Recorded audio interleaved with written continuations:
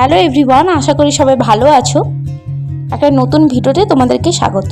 তো দেখো, আজকে আমি একটা হোমমেড হেয়ার অয়েল বানিয়ে তোমাদেরকে দেখাবো হাতের কাছে কিছু উপকরণ দিয়ে, যেটা তোমরা একবারে তোমাদের কাছেই পেয়ে যাবে এবং বাড়িতেই যেগুলো রান্নাঘরে থাকে আমাদের, এবং বেশি কিছু লাগবে না। যাদের চুলটা প্রচুর ঝরছে এবং চুল পড়ার সমস্যাটা বাড়ছে, চুলটা রিগ্রোথ হচ্ছে না, তারা এই তেলটা একবার বানিয়ে ইউজ করে দেখতে পারো। চলো শুরু করা যাক।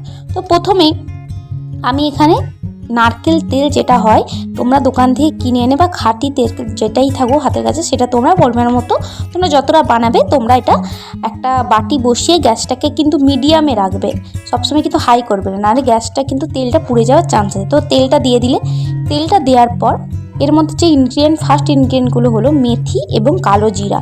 তোমরা পরিমাণ মতো এটা দিয়ে দিতে পারো। ধরো তোমরা তেলটা দিলে একটুখানি বেশি করে যদি তোমরা দাও, তাহলে তোমরা এটা পুরোটা দিতে পারো বা 2 চামচ তোমরা মেপে দিতে পারো। আমার এখানে যতটা লাগবে আমি দিয়ে দিচ্ছি। এবং নেক্সট যেটা তোমাদেরকে দিতে হবে, এটা দেখো একটুখানি ফুটবে, কিছু 2-3 মিনিট পর তোমরা এই ক্যারি পাতাটা তোমরা অবশ্যই আগে এনে ধুয়ে একটু রোদে শুকিয়ে নেবে হালকা করে, তারপর তোমরা এটা গ্যাসেই দিয়ে দেবে। তো একসাথে দেওয়ার কোনো প্রয়োজন নেই, একটুখানি এটা থাকার পর তারপর তোমাদের নেক্সট যে ইনগ্রিডিয়েন্টটা লাগবে সেটা হলো তোমাদের জবা পাতা। তো এইগুলো আমরা অবশ্যই আমাদের বাড়ির কাছে বা বাড়ির মধ্যে আমরা পেয়ে যেতে পারি, যাদের তো গাছ থাকবে। তো তোমরা তারপরে এই জবা পাতাগুলোকে ছোট ছোট করে কেটে, বা এমনি তোমরা বড় করে না দেয়, আমি বলবো ছোট করে কেটে এটা দিয়ে দেবে।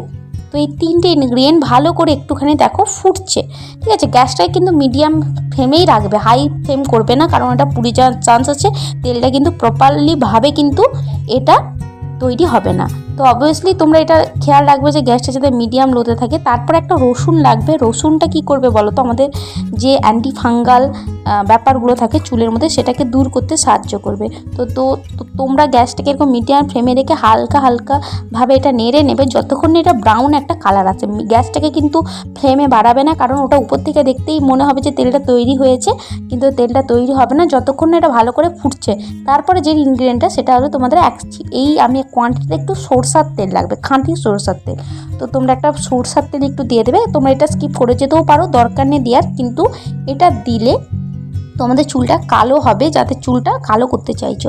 তো দেখো আমার তেলটা ঠিক এই রকম একটা টেক্সচারে এসে, যে পাতাগুলো দেখো পুরো একটা ব্রাউন শেপ এসে, কিন্তু এখনও পুরোপুরি আসেনি, এটা আরেকটু হবে, আমি তোমাদেরকে দেখাচ্ছি।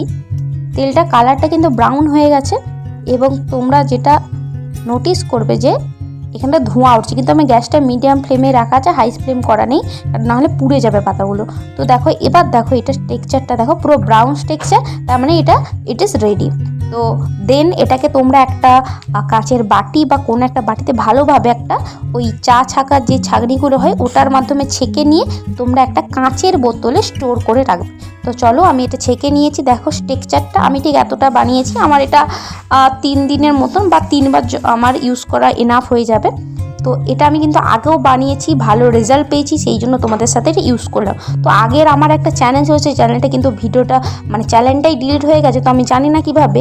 তো এই চ্যানেলটা তোমরা একটু সাপোর্ট করলে অবশ্যই আমি আবার তোমাদের কাছে নতুন নতুন ভিডিও আনতে পারবো। আর চ্যানেলটি সাবস্ক্রাইব করে দিও, যদি ভিডিওটি ভালো লাগে একটা লাইক করে দিও। তো দেখো আমি একটা কাঁচের এরকম একটা বোতলের মধ্যে এটা ঢেলে নিয়েছি। এবার কি করবে, এটা তোমরা ডাইরেক্টলি তোমাদের মাথায় কি করবে, অ্যাপ্লাই করবে না, এটাকে 2-3 দিন একটু রোদে লাগাবে, রোদে দেবে। রোদে দেওয়ার পরে এর মধ্যে ভিটামিন ডিটা আমরা পেয়ে যেতে পারি, ঠিক আছে। এরপরে এটা কি করবে, তোমরা সপ্তাহে 2 থেকে 3 দিন, মোর দ্যান এনাফ 2 দিন তোমরা এনাফ ব্যবহার করলেই হলো। তারপর তোমরা শ্যাম্পু করে নেবে এবং নেক্সট তোমরা কন্ডিশনার অবশ্যই দেবে। তো ভিডিওটি ভালো লাগলে লাইক করে দেবো। ধন্যবাদ।